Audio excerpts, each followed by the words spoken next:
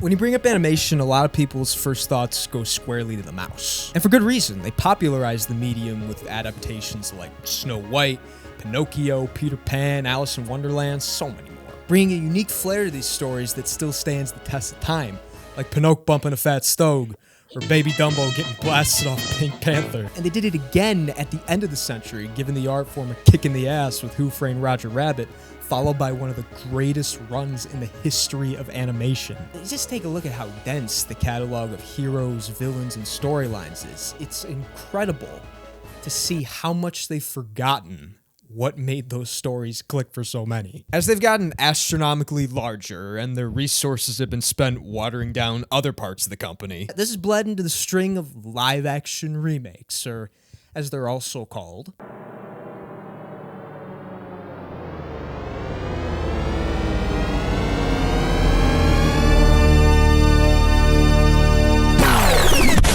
It'd be one thing if these were just CGI stage plays that cashed in on nostalgia. Like, what else am I gonna say other than Greedy Mouse bad? But to call most of these straight cash copies is an insult to straight cash copies. They are objectively worse ways to experience the stories. I'm not just talking about CGI that would make an AI fall over and die. The characters and stories that fleshed out these beautifully crafted pieces of art have been spayed, neutered, and beaten with the most exquisite lack of any substance. It is astounding. And if you can act and crush part of your world, I don't care what you look like. It's not about that. It's...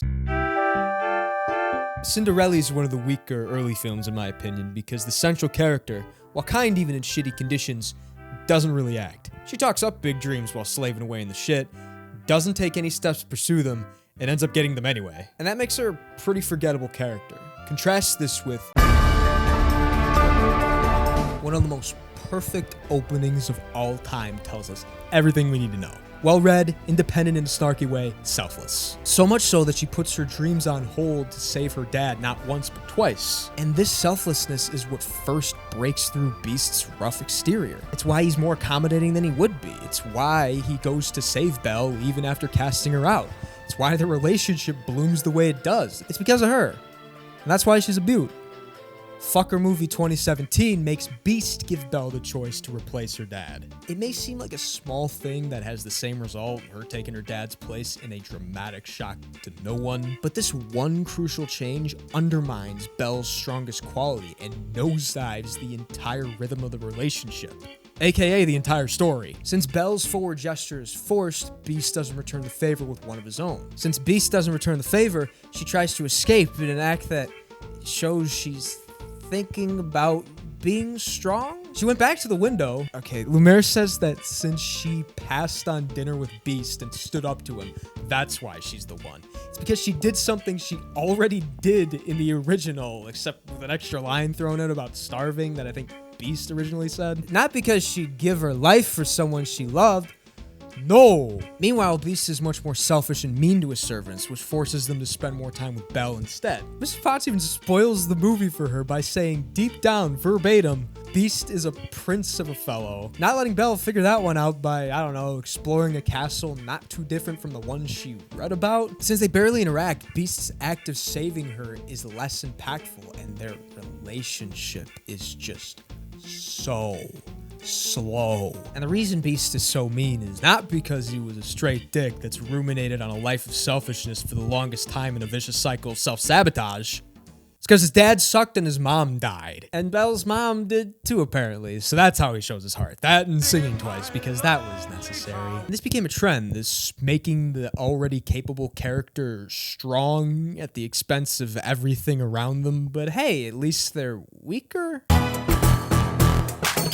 In the OG Aladdin, Jasmine doesn't want to get married for power, so she cheeses it. She seems a little out of her element, but in the meetup with Aladdin, she thinks on her feet to con the merchant and escape, cementing that she's a fast learner with a simple pole vault. And at the end of the movie, she reprises the act that brought her and Aladdin together by conning Jafar. Boy fumbled the bag, shame on him, but she gets it. Now in the remake, Jasmine wants to be the first female sultan, but is locked away by her father after her mom dies. Okay. We don't see her escaping in the marketplace. She doesn't do the con with Aladdin. We only see him fake swap her jewelry for an apple, which already undermines their relationship. The pole vault is long, drawn out, and she can barely do it. And at the end, she just takes the lamp from Jafar. It's so anticlimactic. Just because she acts stupid in the OG doesn't mean she is stupid. That duplicitous nature would serve her well as a sultan, and she just doesn't get to use it. Or actually, she does. On Aladdin. In a painfully obvious con with a servant. That, of course, he falls for and makes his character as a street rat weaker. But hey, we get to hear her sing 2 more times with game-changing bars like, I can't stay silent, though they want to keep me quiet. I won't be silenced. You can't keep me quiet. Won't tremble when you try it. All I know is that I won't go speechless. But the absolute worst example of this is Why is Mulan our favorite? Her resourcefulness and sacrifice. From feeding the chickens to climbing the log to blasting the mountain to bury the army. Taking her father's place and taking a direct hit from Shan Yu to save the rest of her men. Time and time again, these qualities shine through her. And even when she's cast out, in the end, Mulan proves herself as good regardless of her sex. That's why she goes back to defend her country from Shan Yu no matter what anyone thinks. Because she earned her men's trust through her sacrifice, not Ping's. That blossom finally blooms.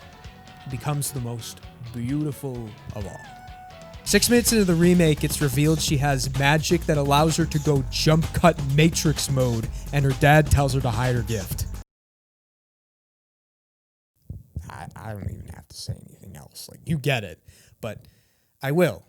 Because somehow it gets work. Now she used those weights to climb the log and get the arrow during Make a Man Out of You, showing a different way to win other than brute strength. Well, she repeatedly loses to Not Shang in practice and only beats him by turning on Matrix mode to win on brute strength, and then climbs the summit using magic to, again, win on brute strength. You know how risking her life to save her father's was kind of a big deal in the entire kickstart to her arc? Well, Shadow Harpy Lady says, Your deceit weakens you. It poisons your chi. So her sacrifice for her dad is made to be a weakness, which only gets fixed when she gets stabbed, remembers she has superpowers, discards her armor like it's not some character combusting moment, turns on Matrix mode, and kickflips a spear through a guy. You know how putting yourself in danger to save the guys gave her the confidence to ride back alone to China regardless if they accepted her for who she was? Well, they let her lead them back into the city, probably because they fear her more than respect her, which is a major quality of the villain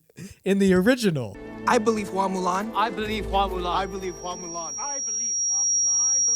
Speaking of villains, you remember when Disney used to do those? Not counting twists to redeem villains, the last time Disney had a straight bad guy from start to finish, you have to go back to Mother Gothel from Tangled, a movie that came out in 2010. Interesting strategy considering DreamWorks dropped these two and their millions of memes in the same movie last year. But apparently it's not enough to stop making bad guys altogether. They gotta go back and make their old ones more evil. We went from having the presence and swagger of a puppet master with all the real power seeking the authority to unleash it, to an unpaid intern getting shot down at pitch meetings. Jafar, Vizier to the Sultan. I could be a valuable Who's that speaking here? Somebody speaking? He doesn't use the old man disguise to cover his tracks and his manipulation of Aladdin, and that showmanship is just completely gone because he is bad. Remember how he iconically exposed Prince Ali using his own song against him? He's been pretending the entire time. Remember how hard it was to take the lamp from him because he was on absolute fire ripping one-liners turned plagues? But the biggest problem, Prince Ali. it's a boo-boo. You fucking moron. The Lion King 2019 is the highest grossing theatrical Ponzi scheme in the history of that country. And yeah, Scar's entire manipulation game is lost without any unique facial expressions whatsoever. But you know how Banzai, Shenzi, and Ed brought some funny hyena shenanigans to balance out Scar's fascist demeanor? Where are we going anyways? To see some very important people. a Ms. Spay, and a Mr. Neuter. No Cub sandwich, no lying around, no Ed just being a dumbass, no treating Scar like he's a joke, no Mufasa. Woo! Instead, Shenzi is very serious because those hyenas were funny. These hyenas are dangerous. Except when Key and Eric Andre are sent to go down and kill Simba, they back off the cliff and say, we're not gonna eat him. Instead of threatening to kill him if he ever came back. Like, if you're gonna sap out any personality from these bad guys, can they at least be bad? And that's a big thing in the Solo movies. Cruella's fun at points, but otherwise feels completely empty as a Cruella de Vil origin movie because she begins as the good guy and ends as the clear good guy. The whole movie, I'm waiting for her to turn this brilliant, bad, a little bit mad psycho, as she put it. But all the upstages she does on the Baroness builds into a reveal that tries to humanize her instead of push her over the edge of madness. There's a moment where she can do that, literally, but the movie pulls her back because she's not like her. The most terrible thing Cruella does is treat Horace and Jasper like shit, which she already does in 101. All I'm saying is, if you don't make Cruella into a cake, it's not a good movie. The only thing Maleficent from Kingdom Hearts didn't really have in Sleeping Beauty was an equally strong motive to complement her iconic, powerful presence. I don't know, having all the powers of hell at your fingers, including the ability to turn into a goddamn dragon, seems wasted on cock-blocking a faceless prince. So instead of filling her out with, if not a clear motive, maybe an Agent of Chaos angle that sows anarchy in the kingdom for the memes, the same Maleficent that pulled off one of the most haunting kills in a Disney movie is a glorified fairy godmother. And in the sequel, Mistress of Evil, she is the leader of an indigenous fairy uprising with assets that are copy and pasted from Avatar. Like, dude, at least try. That's what's so frustrating, because they are capable of doing adaptations that improve upon the source material. 2016 Jungle Book remake, I'd argue, is a better way to experience that story. Yeah, the songs still don't translate like in every Disney remake, but instead of wanting Mowgli to get ripped apart by every single species in the animal kingdom for doing Baloo like that, I actually like him. Instead of trying to fit in with every species he comes across, I like that his human intuition is made into a major strength, one that gradually builds into an eventual clash with, holy shit, Shere Khan is actually in this. It's crazy to think that Disney's one true villain the last 13 years is a better version of the original in a live-action remake that is better than the original. Wrap your head around that. But the best one out of all these is Christopher Robin. Naturally the least grossing. Yeah, it's easier to do a newer Winnie the Pooh story since it's an anthology, but Mark, you didn't have to go this hard for Winnie the Pooh, who saves his best nuggets of dumb wisdom for this movie. There are so many good ones in here. Why do we need another disillusioned, meta-stoner adult comedy when we have midlife crisis Christopher Robin stealing a bear from a child and rediscovering his inner one set to the tune of a John Brion score?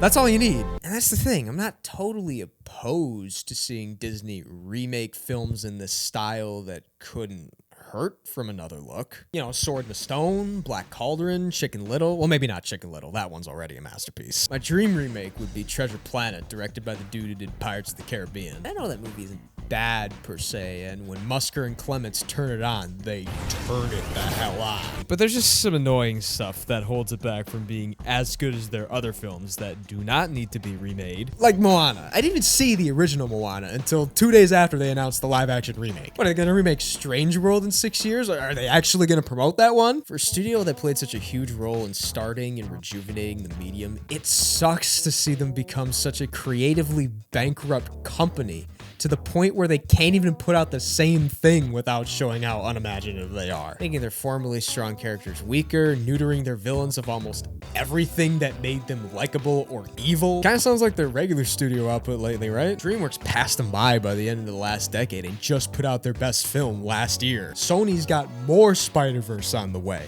Illumination is doing better than them right now. If Pixar wasn't on fire, the only thing they'd have on this side of the company theatrically is the constant ridicule from these. Well, Hailey's probably gonna kill it as Ariel in the Little Mermaid remake.